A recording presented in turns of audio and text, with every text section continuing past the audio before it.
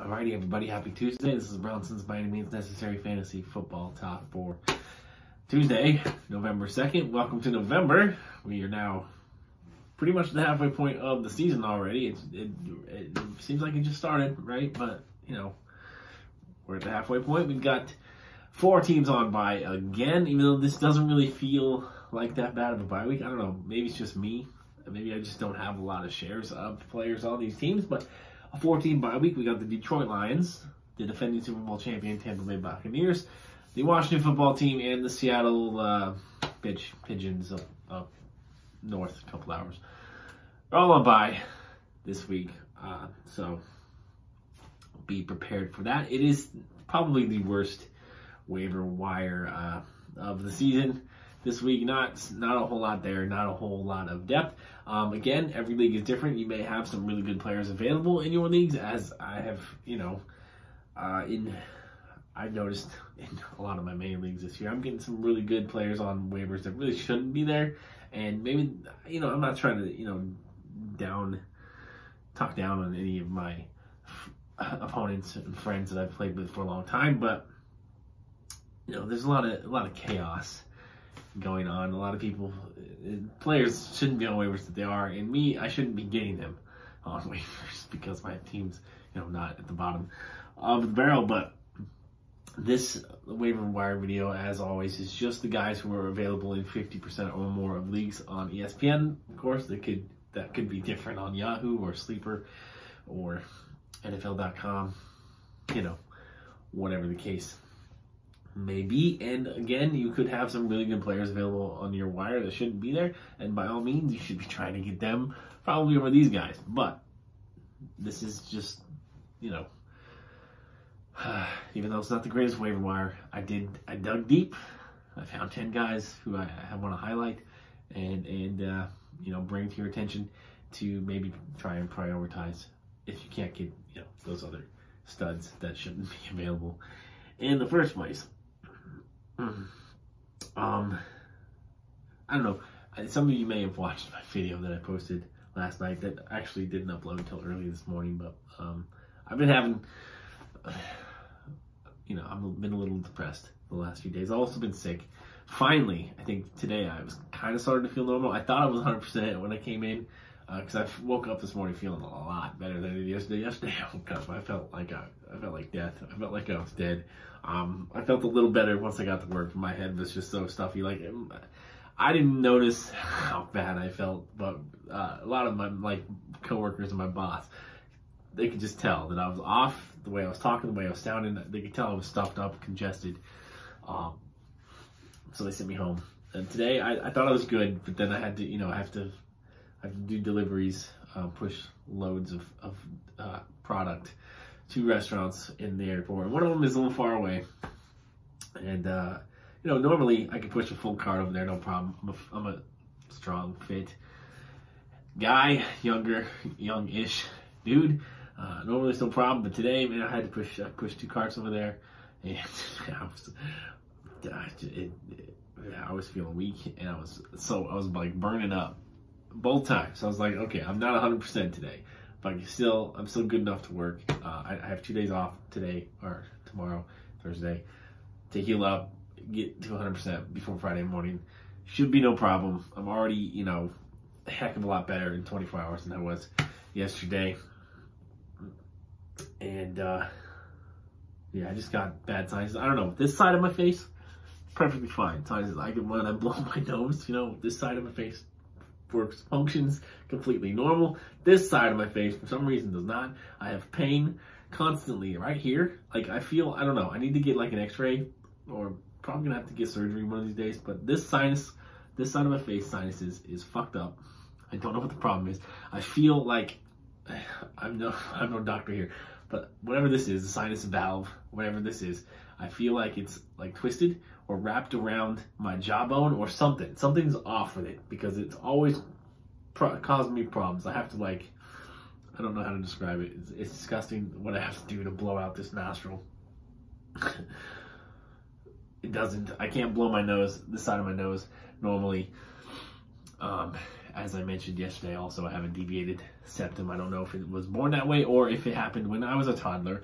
There's a story that I heard from my mother that I was playing in my aunt's field of horses, and I got too close to a baby horse. Mama horse didn't like it. She kicked me in the face, right?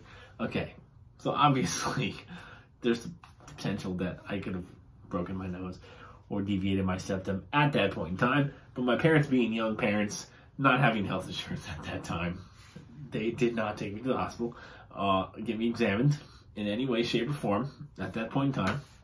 And my dad, my dad had broken his nose several times in his life up to that point, I think. And he's, probably just figured, okay, toddler, the little kid broke his nose. He'll be okay. It'll heal. It'll be a little off, but it'll heal. I don't think they considered the ramifications of just how serious it might have been. I think, that could have been the cause of this whole mess that I've got going on under my skin on this side of my face. But anyways, I'm feeling better today. That's the point. That's the good news. Let's get into the waiver wires. I can't believe it's been 6 minutes. Anyway, I was feeling depressed. I've been feeling depressed. I am going to take myself on a date tonight. I am going to show myself some self-love and take myself, I treat myself to things I enjoy all the time, like going to the movies or, stuff like that. But I'm going to go to a sit-down, semi-fancy restaurant and eat alone and just, lavish myself with some money, with some food, because I just think I need to treat myself a little bit extra special tonight than I normally would. Let's get to it. Waiver wire ads, starting with a couple of tight ends. As I suggested last week, Pat Freiermuth was going to be the fill-in for Juju Smith-Schuster. He did kind of do that. He had 4 catches, 44 yards, and a touchdown.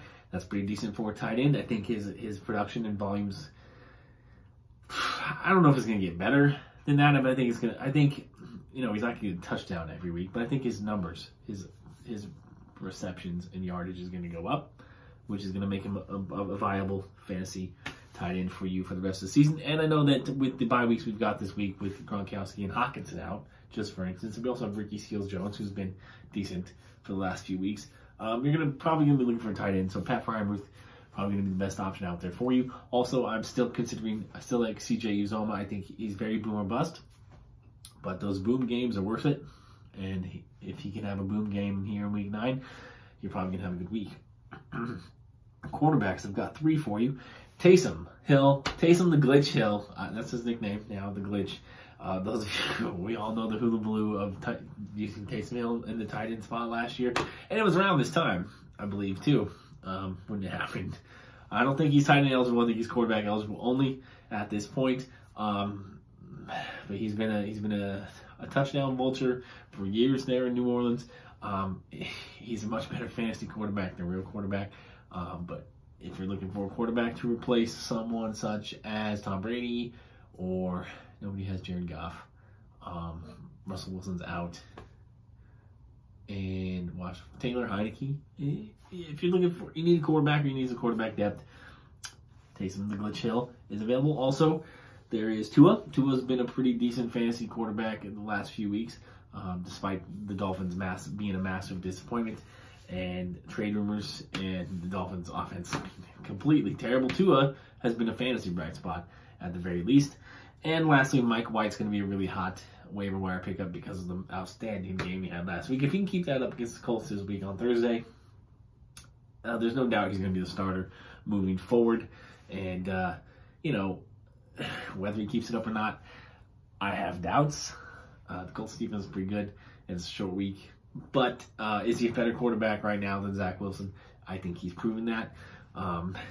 Who knows? Nobody's talking about him, but he could be the next Tom Brady. You might want to get him this week because you might not be able to get him next week or ever again. So, moving on to the skill positions, the positions we really care about, running backs, wide receivers. I only have 1 wide receiver for you this week. Rashad Bateman of the Ravens. The Ravens really like this kid. They drafted him in the first round. And he really, before the bye week, a couple of weeks that he was active, he was pretty productive, quietly productive. I don't think he got any touchdowns, but he did see some targets. Second most targets on the team, and second most among wide receivers. Sammy Watkins could be back. That could change things, but I believe that Rashad Bateman is going to be the number 2 option in that passing game among wide receivers, not Sammy Watkins. Rashad Bateman is someone that we should be looking to add right now before he blows up. Lamar Jackson has kind of proven doubters wrong that passing game can't sustain multiple options. And moving on to running backs, I have 4 for you.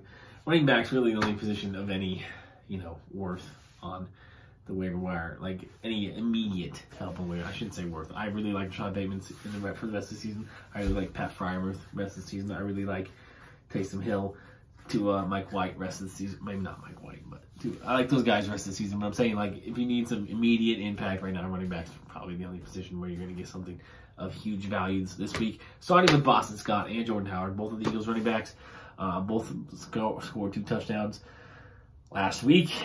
Whether that's sustainable or not, we'll see. But Boston Scott really has always been pretty productive with the very limited role that he's had. He's been better than Miles Sanders over the last 3 years, if we're being honest. And Jordan Howard has always been fantastic on the goal line. So Jordan Howard could be like a poor man's version of James Conner this year. And that has some value in fantasy as a flex. Next, Jeremy McNichols. I know a lot of people, excuse me, the congestion's gone, but I still have a decently bad cough. That's the first time I coughed in a while, though. A lot of people are talking about Adrian Peterson as the hot waiver wire pickup, but Adrian Peterson is so old, so over the hill, way past his prime. Plus, he just signed yesterday. Adrian Peterson is not going to be a big factor in that Titans running game. I don't think he will at all this season. He definitely won't be this week. Jeremy McNichols is the guy to get this week. The Titans are still going to be a run-heavy offense. That's Mike Vrabel. He's a defensive guy, old-school guy. He's going to run the ball. Jeremy McNichols should be your number 1 waiver wire priority this week, in my opinion, especially if you have Derrick Henry. And it's very unfortunate that Derrick Henry is going to be out for possibly the rest of the season. I doubt it. I doubt he's going to be out the rest of the year, but he's good. He's out at least 3 weeks. And lastly, Ty Johnson. I know Ty Johnson's the backup running back for the Jets, and Jets offense, not great. But Ty Johnson is looking like a poor man's version of James White or Danny Woodhead, a guy who's going to catch a lot of balls, get a lot of yardage, and in a PPR league, which is most leagues these days, there's a lot of value in a running back like that. So, again, if you're in a deeper league or you really need some running back help this week, you can do worse than Ty Johnson. All right, so that's my waiver wire version for week 9. Good luck to you in your waivers. Good luck to you in your matchups. I'm not having the best season in most of my leagues, but I was undefeated. I did have an undefeated team up until yesterday, and I only lost by 9 points. Thank you, Emmanuel Sanders, for doing jack shit. I appreciate that. Who else sucked? There was someone else that sucked for me. I can't remember off the top of my head, but it was it's a league where I'm scoring like 200 plus every week, and I only got like less than 160. So it wasn't just Emmanuel Sanders, but Emmanuel Sanders was definitely the main culprit there. And so no more undefeated teams. But I still have a couple of decent teams. Mostly my teams are kind of like middle of the pack. I have one terrible team that I stopped paying attention to a long time ago. I didn't even want to be in that league anymore. I just forgot to delete the team before it reactivated, because I just didn't think they were going to reactivate it this year. The league just sucks, and it's just a Yahoo league I joined a few years ago. Never really have enjoyed it. It's a league. It doesn't have any playoffs. It's just like you just play regular season up till week, I think it's 17. I think it goes all the way to the end of the season, and it's just best record wins the league. And I never liked it, and I don't think it got reactivated last year because of COVID. And I was hoping it was not going to get reactivated this year. And I never got an alert about it. Yahoo has been terrible with that this year, I've noticed. They did it with my basketball team.